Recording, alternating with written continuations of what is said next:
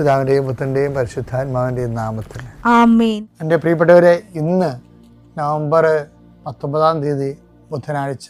അമ്മേ പരിശുദ്ധ അമ്മേ, അമ്മേ പരിശുദ്ധ ദൈവമാതാവേ, കൃപാസനത്തിലൂടെ ഞങ്ങളുടെ ദേശത്തിനും അമ്മ മധ്യസ്ഥം തേടി തന്ന എല്ലാ അനുഗ്രഹങ്ങൾക്കും കൃപകൾക്കും ഞങ്ങളിപ്പോൾ ഹൃദയം നിറഞ്ഞ നന്ദി പറയുന്നു. അമ്മേ പരിശുദ്ധമ്മേ ദൈവമാതാവേ, 2004 ഡിസംബർ 7 ഉച്ചകഴിഞ്ഞ് 2:30 കൃപാസനത്തിൽ സംഭവിച്ച അമ്മയുടെ പ്രത്യക്ഷപ്പെടലിനെ കുറിച്ച് തിരുസഭയ്ക്ക് സമർപ്പിച്ചിരിക്കുന്ന പഠനരേഖകളുടെ മേൽ സഭാത്മകമായ പഠനം ആരംഭിക്കുവാൻ ഞങ്ങൾ പ്രാർത്ഥിക്കുന്നു. അമ്മേ പരിശുദ്ധമേ, ഭൂസ്വർലോകങ്ങളുടെ രാജ്ഞിയായ അങ്ങേയ്ക്ക് ഭൗമസംരക്ഷണത്തിനായി പ്രപഞ്ചപ്രകൃതിയെ തന്നെ തിരുസഭ പ്രതിഷ്ഠിക്കുവാൻ ഈ പ്രത്യക്ഷീകരണം വഴി ഇടയാക്കണമേ. പരിശുദ്ധമേ, ജപമാല മാതാവേ, സകല കൃപാസനം പ്രാർത്ഥനയോടും ചേർത്ത് ഞങ്ങളിപ്പോൾ പ്രാർത്ഥിക്കുന്ന ഈ കുടുംബത്തിന്റെ പ്രത്യേക നിയോഗം മക്കളെ.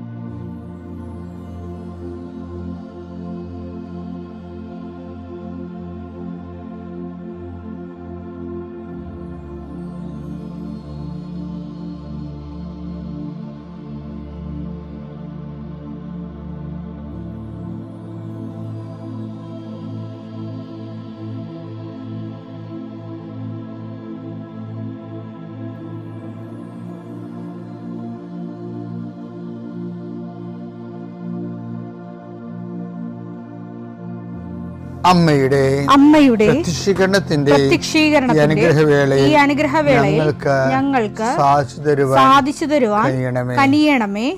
ആമേൻ. വിശ്വാസ പ്രമാണം. സർവശക്തനായ പിതാവും ആകാശത്തിന്റെയും ഭൂമിയുടെയും സൃഷ്ടാവുമായ ദൈവത്തിൽ ഞാൻ വിശ്വസിക്കുന്നു. അവിടുത്തെ ഏകപുത്രനും ഞങ്ങളുടെ കർത്താവുമായ ഈശോമിശിഹായിലും ഞാൻ വിശ്വസിക്കുന്നു. ഈ പുത്രൻ പരിശുദ്ധാത്മാവിനാൽ ഗർഭസ്ഥനായി കന്യകാമറിയത്തിൽ നിന്ന് പിറന്ന് പൊന്തിയോസ് പീലാത്തോസിന്റെ കാലത്ത് പീഡകൾ സഹിച്ച് കുരിശിൽ തറയ്ക്കപ്പെട്ട് മരിച്ച് അടക്കപ്പെട്ട് പാതാളങ്ങളിൽ ഇറങ്ങി മരിച്ചവരുടെ ഇടയിൽ നിന്ന് 3-ാം നാൾ ഉയർത്ത് സ്വർഗത്തിലേക്ക് എഴുന്നള്ളി സർവശക്തിയുള്ള പിതാവായ ദൈവത്തിന്റെ വലതുഭാഗത്തിരിക്കുന്നു. അവിടെ നിന്ന് ജീവിക്കുന്നവരെയും മരിച്ചവരെയും വിധിക്കുവാൻ വരുമെന്നും ഞാൻ വിശ്വസിക്കുന്നു. പരിശുദ്ധാത്മാവിലും ഞാൻ വിശ്വസിക്കുന്നു. വിശുദ്ധ കത്തോലിക്കാ സഭയിലും പുണ്യവാന്മാരുടെ ഐക്യത്തിലും പാപങ്ങളുടെ മോചനത്തിലും ശരീരത്തിന്റെ ഉയർപ്പിലും നിത്യമായ ജീവിതത്തിലും ഞാൻ വിശ്വസിക്കുന്നു. ആമേൻ. സുഖസ്ഥനായ ഞങ്ങളുടെ പിതാവേ, അങ്ങയുടെ നാമം പൂജിതമാകണമേ. അങ്ങയുടെ രാജ്യം വരണമേ. അങ്ങയുടെ തിരുമനസ് സ്വർഗത്തിലെ പോലെ ഭൂമിയിലും ആകണമേ. അന്നു വേണ്ടുന്ന ആഹാരം ഇന്ന് ഞങ്ങൾക്ക് തരണമേ. ഞങ്ങളോട് തെറ്റ് ചെയ്യുന്നവരോട് ഞങ്ങൾ ക്ഷമിക്കുന്നത് പോലെ ഞങ്ങളുടെ തെറ്റുകൾ ഞങ്ങളോടും ക്ഷമിക്കണമേ. ഞങ്ങളെ പ്രലോഭനത്തിൽ ഉൾപ്പെടുത്തരുതേ, തിന്മയിൽ ഞങ്ങൾ രക്ഷിക്കണമേ. ആമേൻ. നന്മ നിറഞ്ഞ മറിയമേ, സ്വസ്തി. കർത്താവ് അങ്ങയുടെ കൂടെ സ്ത്രീകളിൽ അങ്ങ് അനുഗ്രഹിക്കപ്പെട്ടവളാകുന്നു. അങ്ങയുടെ ഉദരത്തിൻ ഫലമായി ഈശോ അനുഗ്രഹിക്കപ്പെട്ടവനാകുന്നു. പരിശുദ്ധ മറിയമേ, തമ്പുരാന്റെ അമ്മേ, പാപികളായ ഞങ്ങൾക്ക് വേണ്ടി ഇപ്പോഴും ഞങ്ങളുടെ മരണസമയത്തും തമ്പുരാനോട് അപേക്ഷിക്കണമേ. ആമേൻ. കർത്താവേ, നിന്റെ ഉന്നതമായ നാമത്തിന് സ്വസ്ഥം ചെയ്യുന്നു. കർത്താവേ, നിന്റെ വിശുദ്ധ പൗരോഹിത്യത്തെ മഹത്വപ്പെടുത്തണമേ. കർത്താവേ, സഭയിലുള്ള സാന്നിധ്യം ദൃഢമാക്കണമേ. 39 വർഷം ഞാൻ അർപ്പിച്ച കൃപാന്റെ യുഗതിയാൽ കൃപാസ്ഥാന ജീവനോടെ പ്രത്യക്ഷപ്പെട്ട മാതാവിൻ്റെ മാധ്യസ്ഥയിൽ അത്താറയിൽ നടന്ന 10,000 ആരാധന ശക്തിയാൽ കൃപാസനത്തിൽ നടന്ന റാലിയുടെ ലക്ഷക്കണക്കിന് ജപമാല പ്രാർത്ഥനയുടെ ശക്തിയാൽ അങ്ങയുടെ മക്കൾക്ക് വേണ്ടി പ്രാർത്ഥിക്കുന്നു. പ്രത്യേകിച്ച് കുഞ്ഞുങ്ങൾ ഓർത്ത് വേദനിക്കുന്നവരെ, കേസിലകപ്പെട്ടിരിക്കുന്നവർ, വിസ പുതുക്കാനുള്ളവർ, ജോലിയില്ലാത്തവർ, സാമ്പത്തിക കടങ്ങൾ മാറാത്തവർ, എല്ലാ മേഖലകളിലും തടസ്സമുള്ള മക്കളെ കർത്താവിൻ്റെ നാമത്തിൽ ഞാൻ സാക്ഷ്യം പറയാനുള്ള അനുഭവം കിട്ടാൻ വേണ്ടി ഈശോ നാമത്തിൽ ആശീർവദിക്കുന്നു. നീ വേണ്ടെന്ന് വെച്ച് അവസാനിപ്പിച്ച എല്ലാ കാര്യങ്ങളുടെ മേലും കർത്താവ് പുതിയ മുളകൾ നിനക്ക് മുളപ്പിച്ചു തരികയും നീ നിന്നുപോയ കാര്യങ്ങൾ, നീ വേണ്ടെന്ന് വെച്ച് തള്ളിക്കളഞ്ഞ കാര്യങ്ങളുടെ മേലെ ദൈവം നിനക്ക് പുതിയ പ്രത്യാശ നൽകാൻ വേണ്ടി ഞാൻ ആശീർവദിക്കുന്നു. എൻ്റെ കർത്താവിൻ്റെ ഉന്നതമായ നാമത്തിൽ, സഭയുടെ അധികാരത്തിൽ, കുരിശടയാളത്തിൽ, കൃപാസനത്താറെ ജീവനോടെ പ്രത്യക്ഷപ്പെട്ട മാതാവിൻ്റെ മധ്യസ്ഥത്തിന് രോഗപീഠകളെ ഈശ്വരനാമത്തിൽ സൗഖ്യം പ്രാപിക്കട്ടെ. മക്കൾ, നമ്മൾ ഈ ദിവസങ്ങളിലൊക്കെ കഴിഞ്ഞ ദിവസം ഒരു പ്രത്യേക ചാപ്റ്റർ കോളേജ് ചെയ്യണം, കവർ ചെയ്യണം അല്ലേ. ഇപ്പം അതായത് ഒരു സെക്കൻഡ് ഓപ്ഷൻ ദൈവം അതർ ഓപ്ഷൻ ആകരുതെന്നുള്ള രീതിയിലാണ്.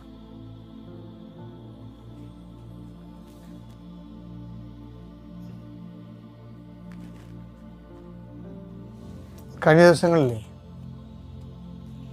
നീതു എന്നും പറഞ്ഞൊരു മോള് നോൺ ബാപ്റ്റിസ്റ്റ് ആണ്. നോൺ ക്രിസ്ത്യൻ എന്ന് നമുക്ക് പറയാൻ പറ്റത്തില്ല.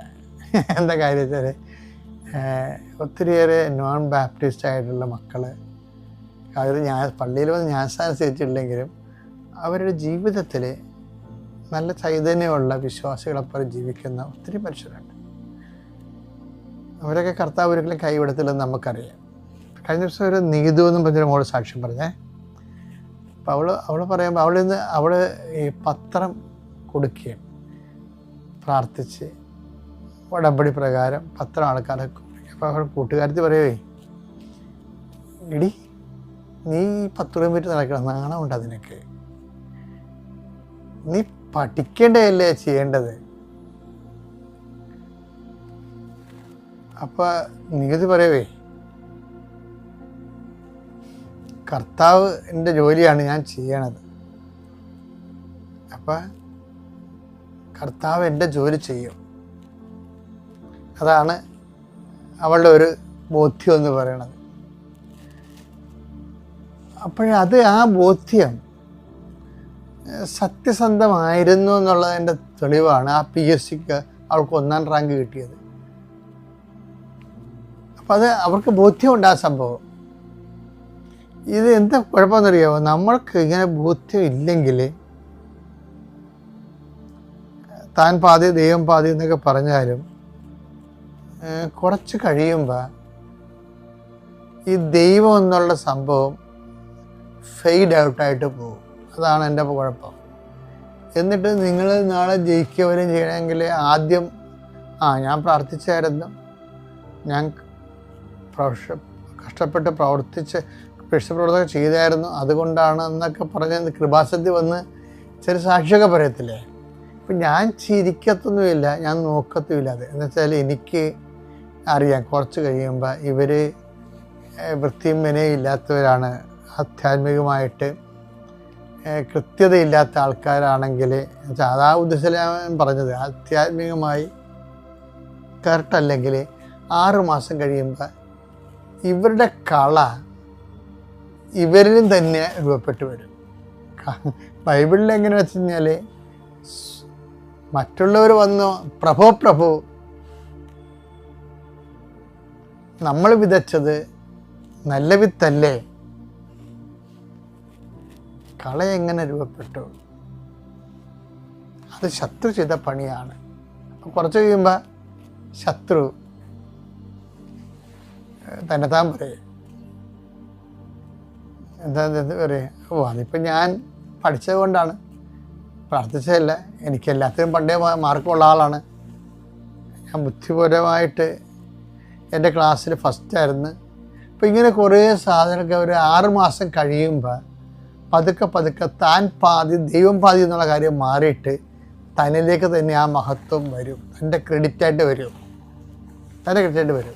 അതാണ് ഇതിൻ്റെ ഒരു അപകടം എന്ന് പറയുന്നത്. ആദ്യം വരത്തില്ല, ഒരു 6 മാസം കഴിയുമ്പോഴാണ് ഇത് നമ്മുടെ ഉള്ളിൽ തന്നെ ഇങ്ങനെ ഒരു രീതി, ദൈവത്തിൻ്റെ മഹത്വം നമുക്ക് സ്വയമായിട്ട് നമ്മൾ ഏറ്റെടുത്ത് നമ്മളൊരു അതർ ഗോഡായിട്ട് മാറും.